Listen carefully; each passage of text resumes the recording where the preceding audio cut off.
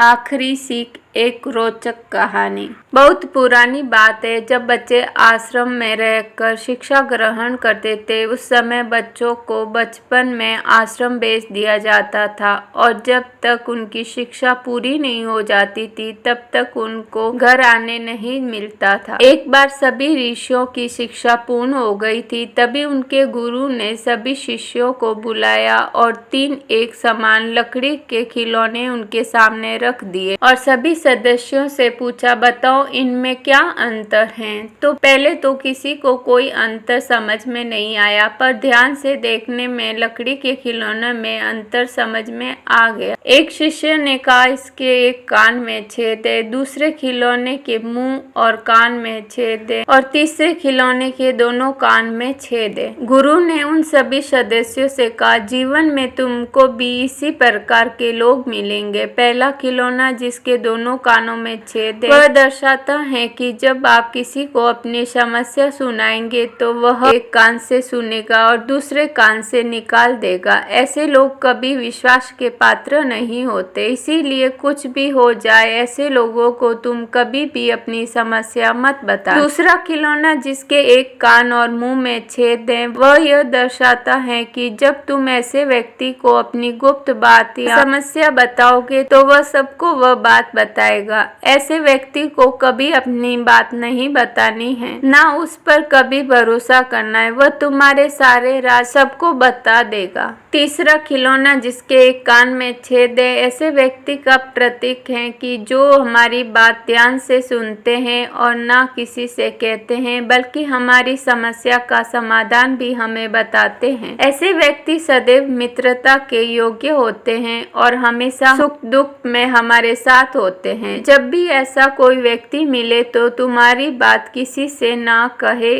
और तुम्हारी हर समस्या का समाधान करे तो उसको कभी नहीं जाने देना, उसे हमेशा मित्र बनाकर रखना। गुरु ने अपनी बात खत्म करते हुए सभी शिष्यों को आशीर्वाद दिया और कहा, यह मेरा अंतिम उपदेश है। मैंने तुम लोगों को बहुत ज्ञान दिया था, पर यह ज्ञान तुम लोगों को जिस समाज में जा रहे हो उसके लिए इसको हमेशा याद रखना और जीवन में आगे बढ़ना। कहानी की सीख। इस कहानी से हमें यह सीख मिलती है कि किस प्रकार के लोगों को अपना मित्र बनाना है और किस प्रकार के लोगों से हमें दूर रहना है। इसका ज्ञान प्राप्त होता है। आपको यह कहानी जरूर पसंद आई होगी। धन्यवाद।